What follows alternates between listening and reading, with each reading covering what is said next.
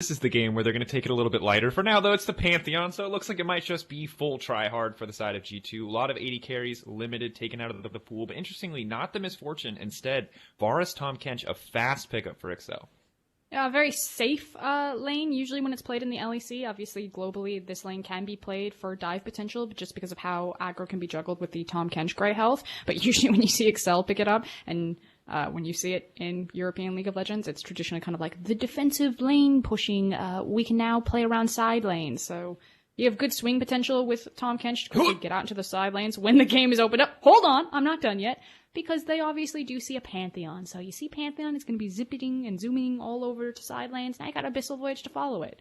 Now you may go.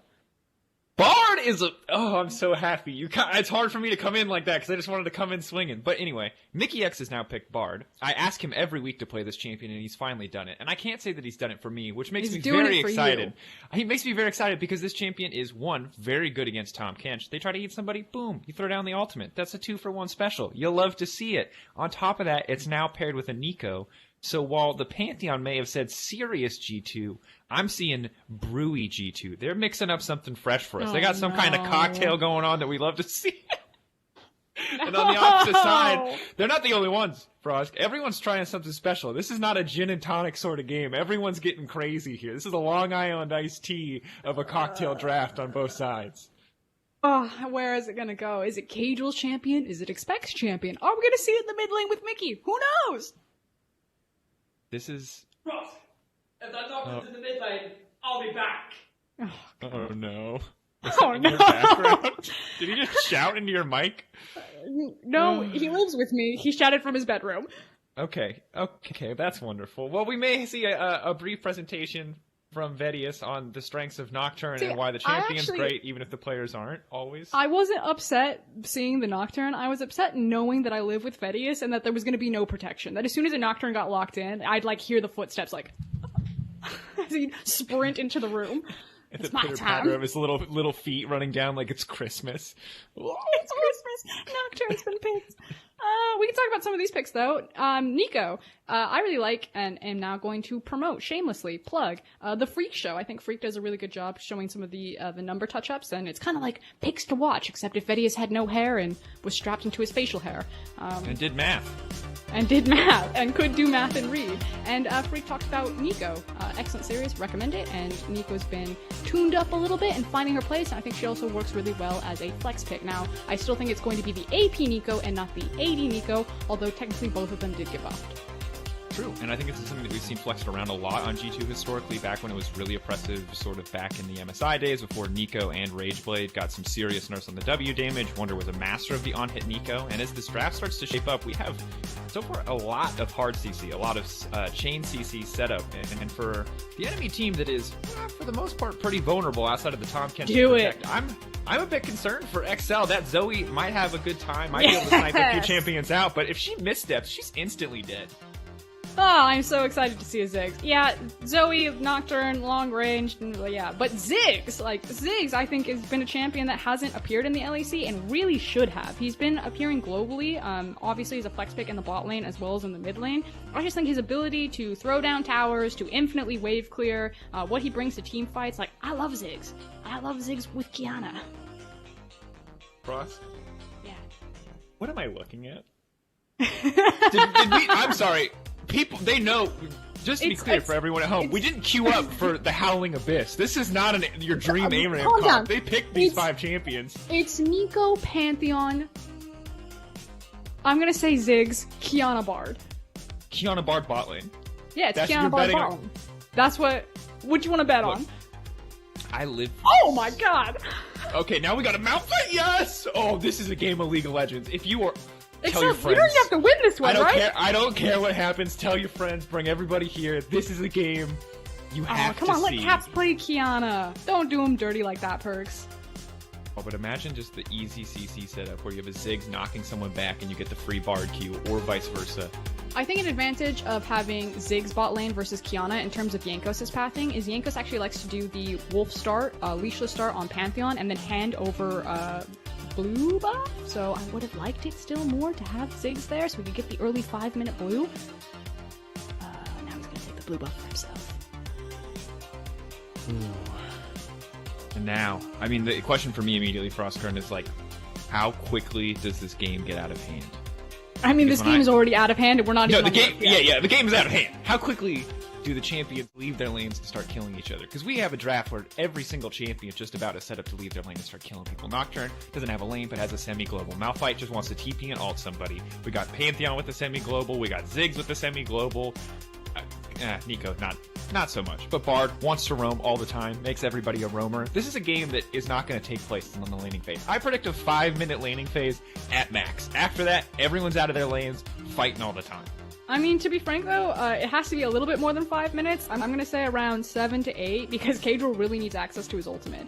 Yeah, Nocturne has really good dueling potential if he kind of gets isolated. Like if you turn a corner and you walk into a Nocturne, he's able to get the fear off. I don't know so much about Pantheon though. Like, I'm not gonna say definitively whether in the 1v1 Nocturne would beat Pantheon, but Nocturne actually is a really great duelist even before level, like he doesn't need his ultimate to be able to do something on the map, but at this point, like, he really wants that one, so yeah, 5-minute lane phase, maybe for G2, for Excel, they're looking more like, can we, slow things down until around 7, 8, 10 minutes, that'd be great.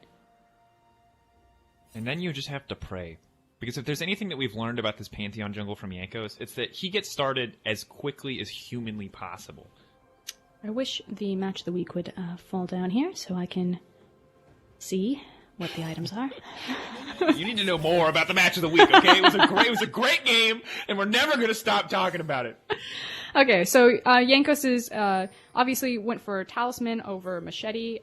Pantheon usually does more so clear through kind of like his AoE damage and taking down the AoE camps, although he is actually starting on his red buff.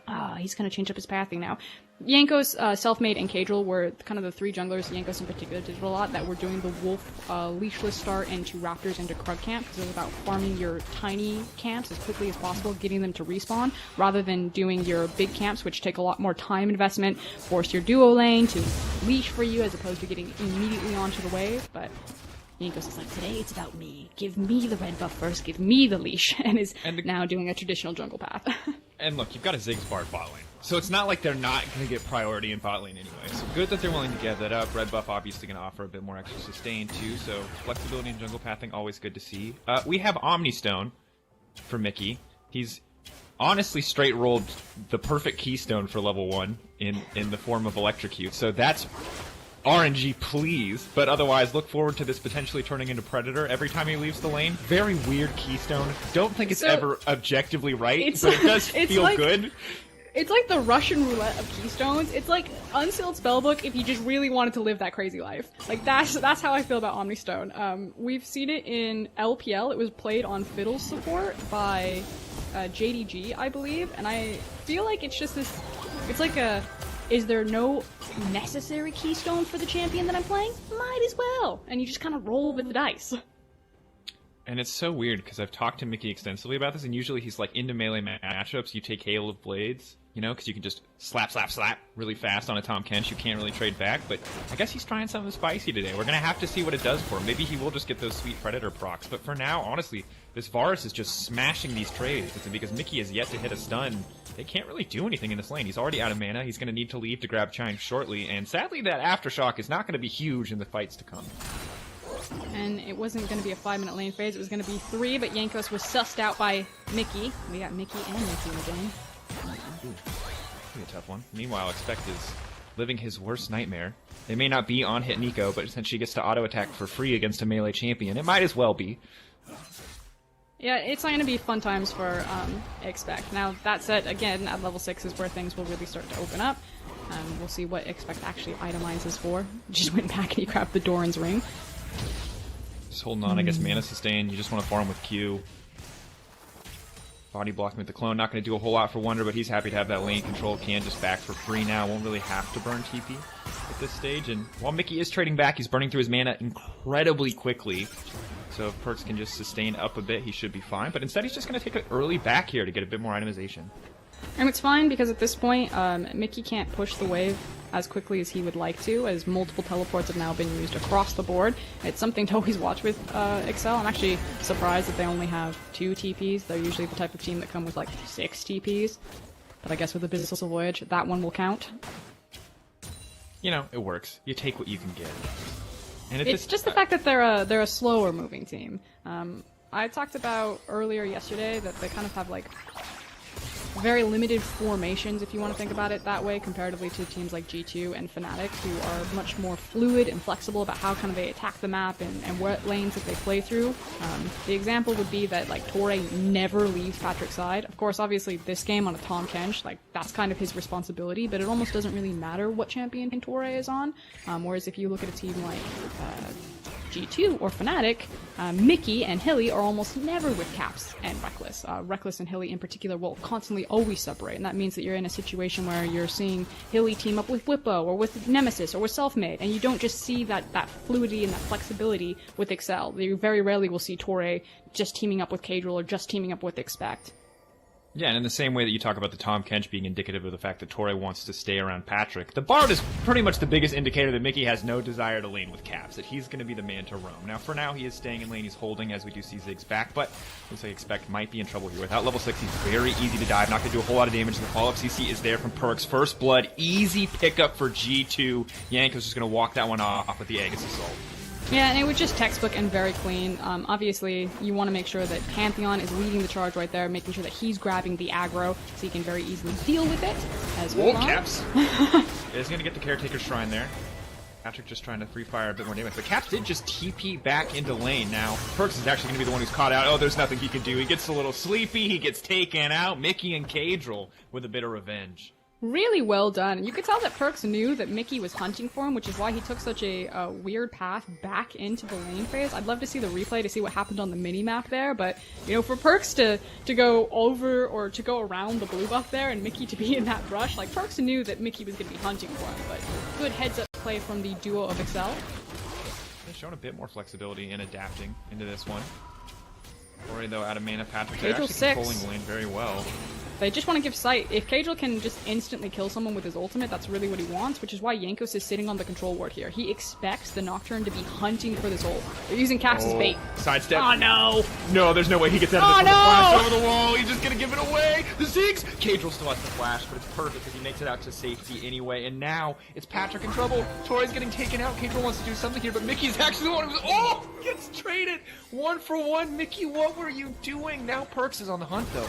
The action just does not stop. Perks down to the play. The stun is there. The Pantheon on the backside. Cadril just has to run for his life. The fear not going to be enough. Cadril with the spell shield, but it's too little, too late. Jankos on a killing spree. Oh, here comes the rock. No. Sick. Oh. Doesn't connect to Sleepy Trail Bubble. Connect. They do walk away. I think everything's calm right now. So again, Caps is being used as bait here. This is G2 like, they're just fishing. They know that Cadril's here. They know that he wants the ultimate. The flash from Torre doesn't connect the tongue, but the arrow from Patrick did. Immediately Cadril goes over the wall, and very cool play from Caps to try to use the explosive bomb to get over the wall. Cadril is then forced to flash, does pick up the kill, and then, as you were saying, Mickey goes forward when he really doesn't need to, and Patrick is able to also pick up another kill there. Now you look at this one, and this is the good news for G2, is it was looking a little bit questionable there, but when they managed to get 2 on the bottom side, they give up Mickey, it's back to being questionable, but when they grab this kill from Cadril and they get away, it ends up being that positive trade, and now we have 1,300 gold lead for G2, 8 minutes into the game, and this is the point of the game that you said, Froster, maybe now Excel can look to end the lane phase. Maybe now they can get out, they can use these semi-globals, but it might already be too late. When all these laners are starting to pull ahead, and when there's a 3-0-1 Pantheon looking to ult onto the bot side, Patrick run for the hills. There's no way out of this one. It's the lethal tempo Bard. He's chasing him down. The stun not going to connect though. Patrick just walking away, but it does not matter. Jankos cleans him up. Torre going to get locked up by the ultimate, setting up for the free stun. Timing doesn't even matter. He won't even go for it. Aftershock not going to need it. And Torre is going to get taken out. Nope. Oh, they were trying to give it to Jankos. Meanwhile, that was pretty awkward. Now Expect has to ult away, so... Well, we wondered what form G2 was going to be in, Frostgurn, and we thought maybe with this draft we were going to get a little bit of a trolling G2, a little bit of a light-hearted G2, and I can't say whether or not they're light-hearted, but they are absolutely dominating, and that is a big concern for the side of Excel. It's just, so many of their champions have agency. Now Mickey's going to rock up in here, flashes, doesn't connect that stun, that's fine. Walk it off. But I don't know. As I was saying, it's because they have so much agency on all of this. You be nice to Mickey X. He just flash queued. He hit the queue. The guy just wasn't next to the wall. I'm sorry. It's a long distance. He flashed in like he was the Fed Pantheon gonna do something. He's an 013 Bard with aftershock. It's fine. Agency. That's what I was talking about. It's the fact that G2 are on champions that can literally do whatever they want. They have so much mobility, they have so much power, they have a bunch of CC stacked everywhere. Like, the only person who doesn't really have agency is Caps on Ziggs. And that's really about it. So, they're just, they're mowing Excel over this map right now. And the hose is already coming in from Wonder too, so just able to use that one to quickly clear out the wave. They're grabbing the Herald in the meantime, and Old Leech is going to continue to grow. Excel doesn't even feel like they really got to start in this game. Cagel's still looking around the bottom side, trying to set up these plays. I like it. We are seeing the more aggressive side of the Vars Tom Kench when they try to use it to set up these dives, but it's going to be very hard to get anything done against Wonder. Lockup is to use there. his decoy correctly. Ulti can come out, but it's not going to happen. It's not going to work. Cagel's going to grab that one. Tom Kench reset the tower aggro, and now XL have priority access to the bot side tower, but the Herald has already been channeled into the mid lane. A lot of gold going to go over to G2, and they can just keep this train rolling. And the fact that they also have Ziggs with them, so yeah, we did get to see, like you were saying, kind of the more offensive side of Tom Kench and how he unlocks the potential for tower dives. I think that's what Excel have probably practiced, because this looks like a type of composition that you would practice a lot behind the scenes, is those types of dives like that. But unfortunately they lose out huge in the mid lane. And Cap's just gonna swiggity-swooty his way out of that one. He like high-fived Malphite as he went by. Bye! Just slapped him across the face like, you won't even do it. I dare you. I dare you. Like, risk it. Fumble as I move through the Bard portal. It'll be worth it. But, yeah, Expect doesn't want to commit there. I guess now, like, the thing that's weird about this composition, Frostgrind, is it's like... Which one? The Excel composition. Like, G2's composition is weird, but it's working, so what am I going to say? Like, wow, they really shouldn't have picked this when it's every single champion's winning their lane. No, you got everything fine. that you want. You got, even though you don't have an ADC, you still have great tower kill pressure because you have Ziggs as well as Nico. You have mixed damage everywhere. You have decent scaling and bridge options. You have great layering of CC. You have so much mobility. Like, while this is a weird composition in terms of you don't usually see these champions all stacked together, in terms of kind of like what you want out of your composition in League of Legends, you have all of that. The only thing that you don't really have is a true tank, but if you are able to springboard and snowball ahead of the clock, that doesn't necessarily matter. I think tanks become more increasingly important when, you know, games are really even and you need to have that big front line. If you can just like instantly kill someone because you have so much pick potential, then, you know, you don't need a big beefy boy to stand in front of you. Yeah, and they have so much chain CC that if they do get a solid setup on the side of G2, it doesn't really feel like there's an opportunity for XL to interact. And this is why XL's comp is a bit odd to me. I think when you look at the Malphite, it's like maybe their plan is, hey, if G2 fumble, we can instantly turn. But otherwise, this comp doesn't scream Wombo combo to me, and maybe that's a narrow view of what Maokai can do, is Tori's going to have a narrow view on how long his life will last here on the bottom side. A bit too aggressive, there was no one in the belly there, just decided to serve up some catfish to G2. Going to be a bit questionable, but it will be traded potentially. Bard's going to try to walk out of this one, the fear does proc. He zooms away, but for some reason manages to make it out of the portal, still goes down, and Mickey now has to run for the hills. Kiana is going to find the kill, another one for Perks. This is an absolute mess of a fight, and Excel are continuing to get the short end of the stick. Oh, big ulti, and once again, Caps gets nothing for it, but will be a kill for Wonder as Perks continues to be on the hunt, tries to find the follow-up, misses, doesn't even need to hit his skills, misses 2 of the 4 abilities he uses, does not matter.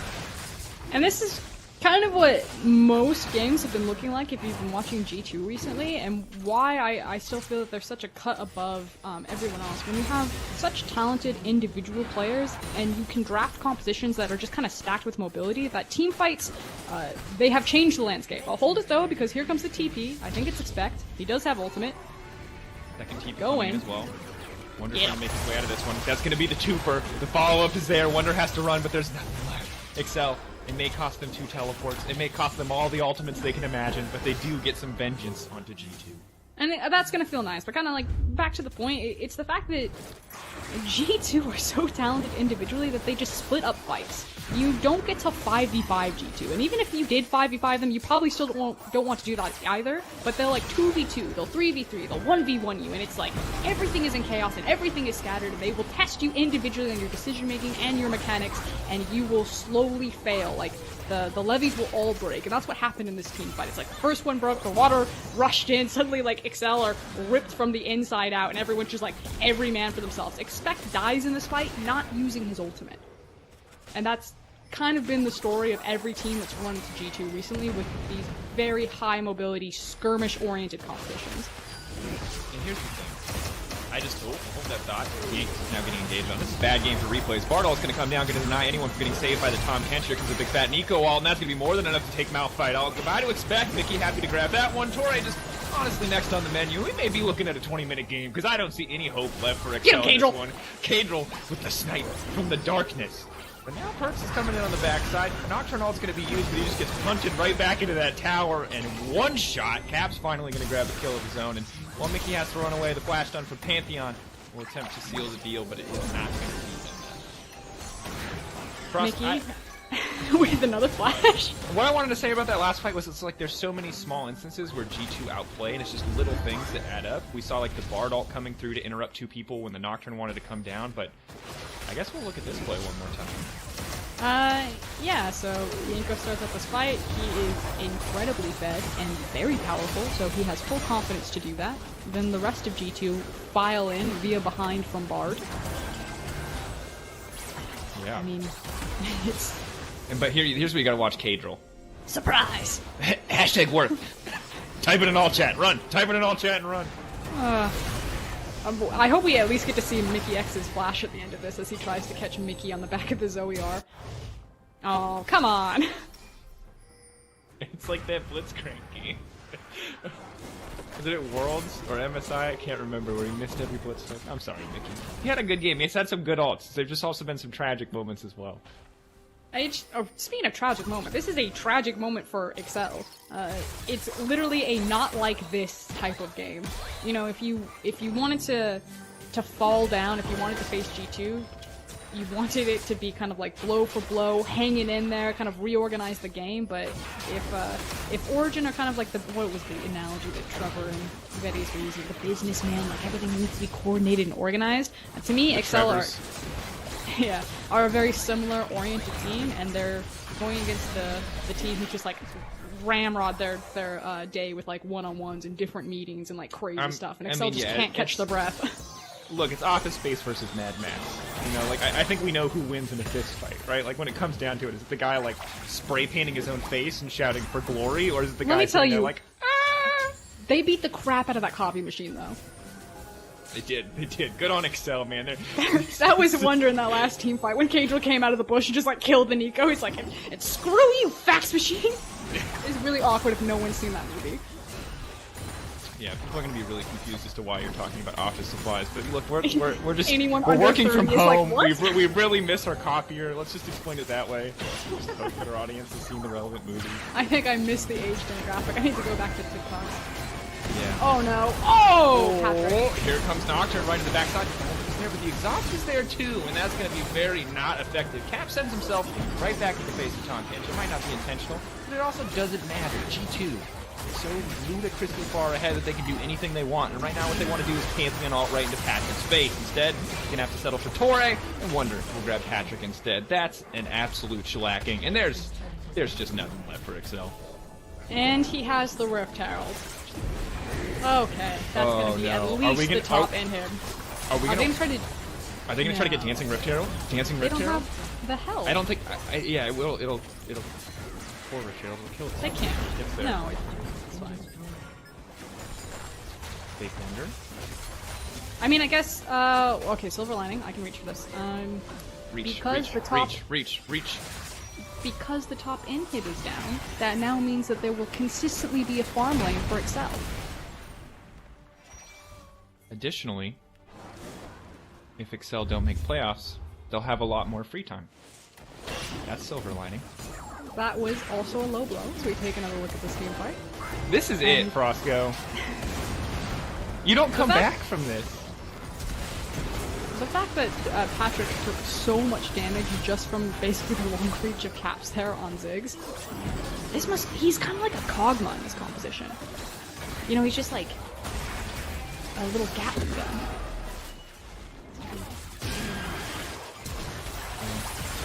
Watching this is painful. I mean, this looks a lot like what happens to me in solo queue, so I feel for we've Excel. been there. I mean, we've been there. I remember our duo days. We're doing fine on the bottom side of the map. Everything seems to be going well. We're playing Boris Tom Kench. It might not be fun, but it's viable, right? And then suddenly everyone's dead. And here we To are. be fair, though, this bot lane is 2 and 10, so it is us. Oh god. There was a lot of action there. Oh! Here we go. That's the setup. Should be a free stun. Throws through. Doesn't get the timing right, but it does not matter. The follow-up is there. The Ziggs all coming in on the backside. Patrick somehow manages to live, and now they have no exhaust for Cadril, but they're getting... Ooh! Shut down onto the Kiana. Clean flash. Run! He has no hope of getting away, though. He's getting chased down. That's a Predator Barb. He's just too fast. Expect still has ultimate, though. Mickey, if he can land some of these bubbles, maybe Expect sets it up. He's trying to clear out the minions, wants to save the tower, and he dies for it. You know it's bad when the Ziggs doesn't activate the satchel charge on you because he wants to kill the tower instead. Through. Clean stun from Mickey. Comes through the portal. Easy cleanup. Wonder now on a killing spree. Frosker in the last 5 minutes of this game have just been a G2 stun fest. It feels like every team fight opens up, and Patrick doesn't even get to play these fights. He maybe throws like a single auto attack, and then he just gets blasted from downtown from Caps and Mickey's reach. And then like the threat of Jankos flying back, he just has to get zoned out of the fight, heal back up, and by the time he gets back into the fight, everyone on his team is dead. He can't interact with any of these champions. Oh, Caps! He interacted with that one just fine. Yeah, that was fine. That one's gonna work out. Mickey now has to run. Make his way out of this one. Oh, that's a clean snare though. Follow-up stun is good as well. And now Jankos just gets to leave his face into that one. 12 kills for the Pantheon in this game. Absolute highlight reel for Jankos. Someone has to take this champion away from him. It is simply too strong. Mickey's gonna throw down an ignite. He's going to run away as well. And G2 taking their time with the closeout. It's a bit too early for them to just walk down mid to close this one out. Have to give respect to the base damage on the enemy team. Otherwise, G2 are just going to end. One more good team fight should decide it. Tower taken out of the context for now. Wonder trying to find the follow-up. Tries to get the stun as well on the ultimate. But the shutdown again for Cadril. This man's stat padding. A lot of gold into the Nocturne. But where is the Pantheon ult? Face first into the enemy. And I think they're just going to attack the Nexus. Backing off. They want one more fight. Like they're gonna auto-attack the Nexus. Oh my god, big damage. They're ready for the fountain dive on this one. Cadrill's trying to get something done, but he just gets one shot the second he jumps into that back line. The aftershock crossing on Bard means Mickey's unkillable.